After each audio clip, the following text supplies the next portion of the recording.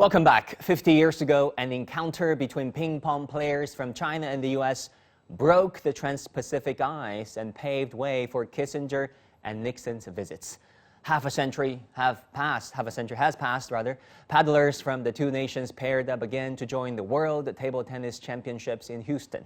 Will the legacy of ping-pong diplomacy cool down the boiling disagreements between Beijing and Washington and refresh their friendship in the years to come?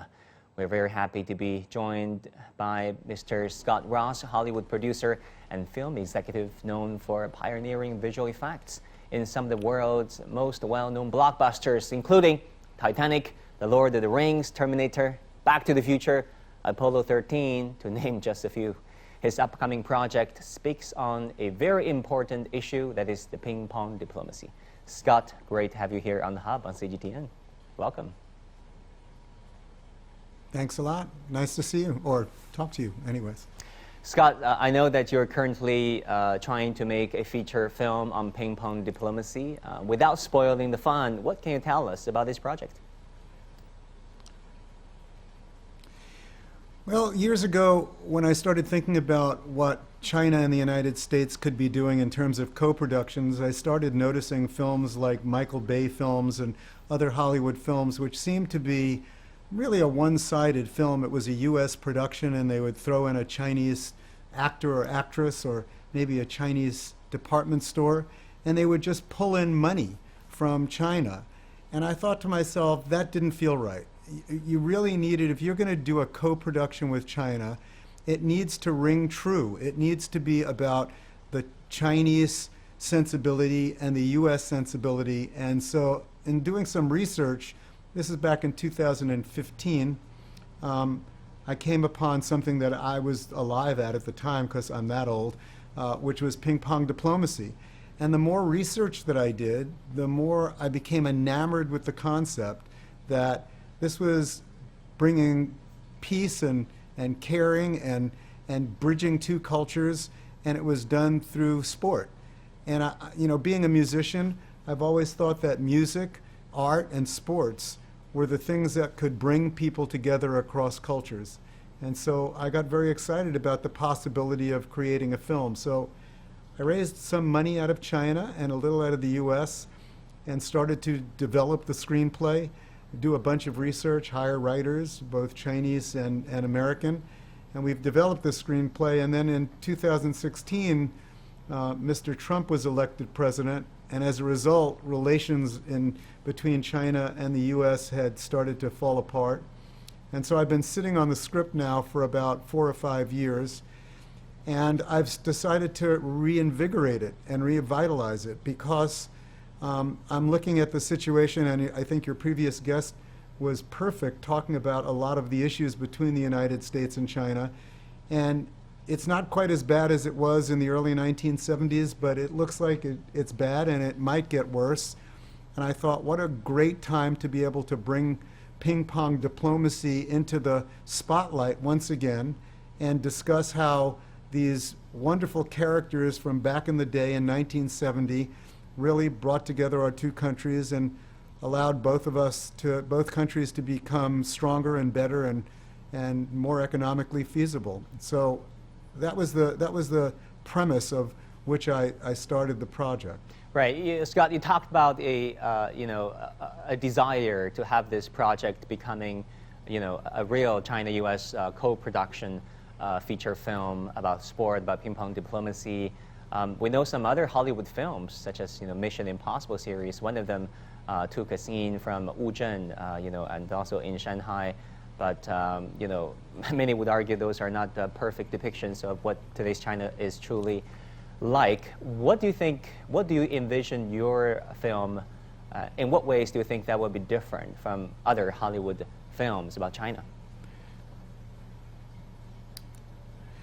Well, because we were so involved with the China side that we really felt like we got a real understanding of what Chinese culture and Chinese society was all about, and how focused these young men were back in the early 1970s to put China back on the stage of a world sports country, and working as hard as they did. and the dedication and focus that the Chinese team had was incredible. And so, you know, we in this film, in our screenplay, we're not yet a film yet, in our screenplay, politics really is in the background. It's not a focal point. There's no discussion really about politics. It's a discussion about passion and desire and teamwork. And I think the teamwork and passion and desire of the Chinese team was exemplary, which catapults them to the #1 team in the world. So you think sport can do something that diplomacy and politics cannot? I think we've seen that. You know, I think diplomacy sometimes gets caught up, and worse yet, the prospect of any armed conflict is just is frightening and horrible, and I can't imagine it happening in the modern age. So there must be a way to be able to bring our two cultures together and realize that both the United States and China benefits as a relationship. You know, I listened to your last guest, and the concept of only having a single superpower in the world, I don't understand what that means in the world of globalization. I think there needs to be cooperation. I'm reminded of Yo-E D-E Beside-Diar, which is, you know, the famous friendship first, competition second line, which is critical in these days. And I think that's what Ping-pong Diplomacy was about, and that's what we're trying to show with this film. Yeah, this sportsmanship can go a long way. Chinese and American paddlers teamed up again in the World Table Tennis Championship that is taking place currently in Houston, the United States. How would you compare this China-U.S. union or reunion with Ping-pong Diplomacy 50 years ago? Well, I think Ping-pong Diplomacy 50 years ago was a unique moment in time. It was a moment in time where China really had been closed to the U.S. The U.S. really had no knowledge of, or Americans had no knowledge and understanding about what China was all about, what its culture was about. And the opportunity to be able to experience China and bring our people, you know, with Chairman Mao's invitation to bring our table tennis players to China was extraordinary. Our State Department at the time was shocked. You know, they couldn't imagine that this was going to happen. In fact, the State Department at the time, the U.S. State Department, didn't support the table tennis team. They thought it was all a joke. They thought table tennis in the United States was not a real sport. You know, they were football people and baseball people.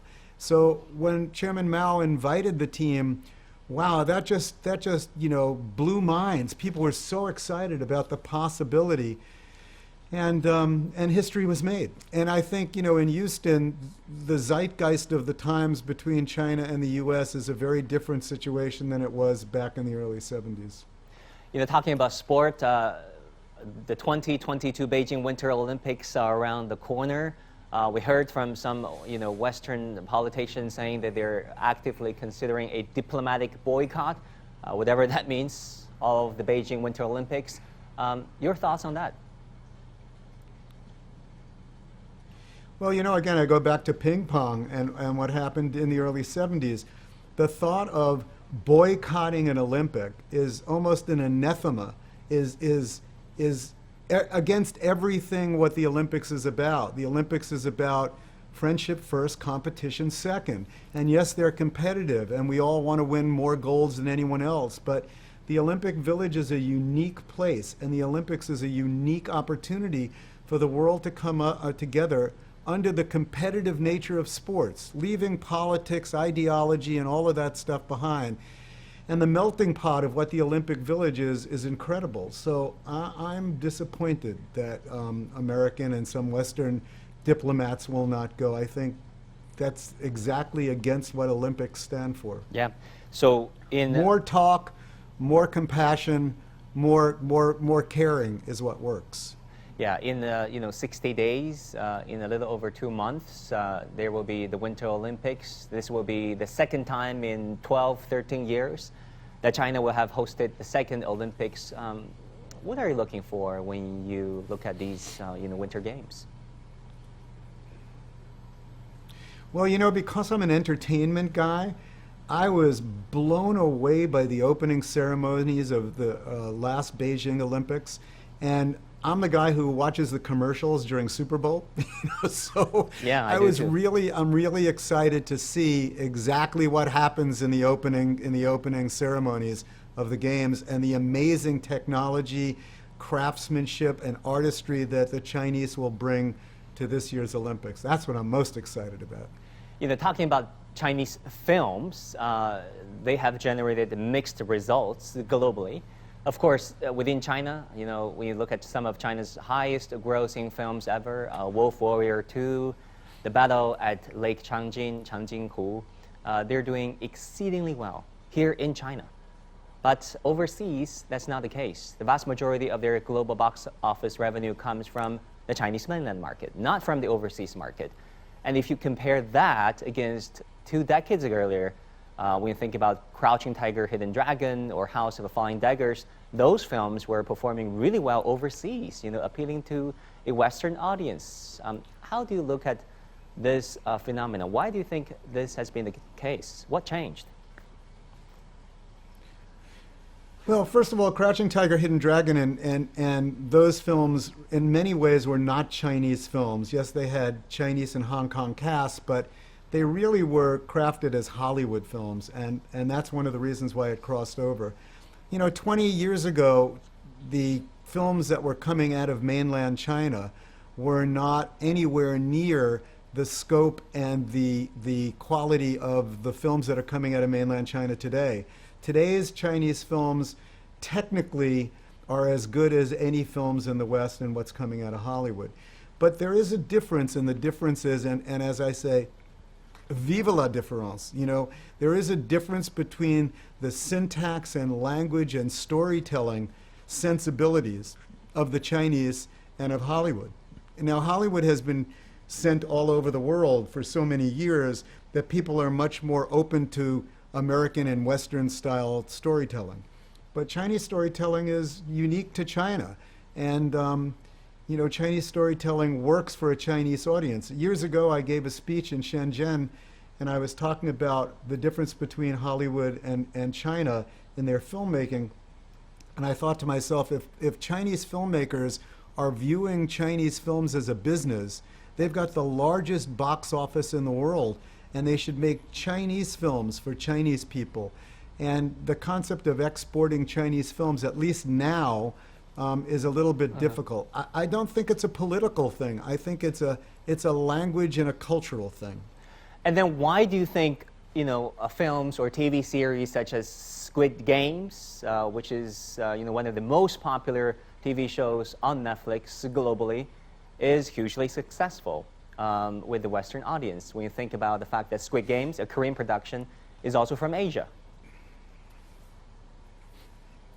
One of the problems Americans have is that oftentimes they talk about Asia, and that would be like sort of talking about North and South America. There are so many different cultures. China is China, Korea is Korea, Japan is Japan, the Philippines is Philippines, Thailand is Thailand.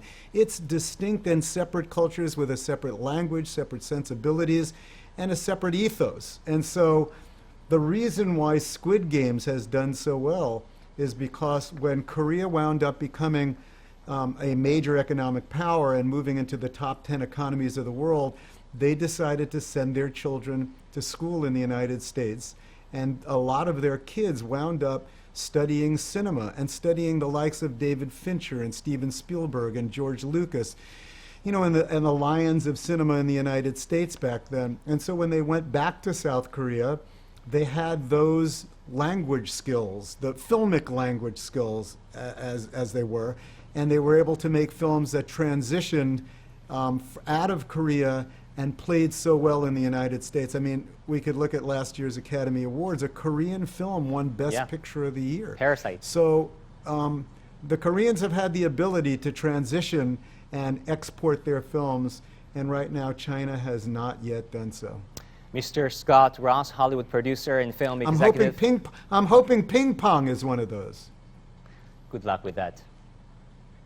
Our sincere wishes and best wishes for your upcoming project on Ping-pong Diplomacy. That was Mr. Scott Ross, Hollywood producer and film executive, currently working on a feature film on Ping-pong Diplomacy.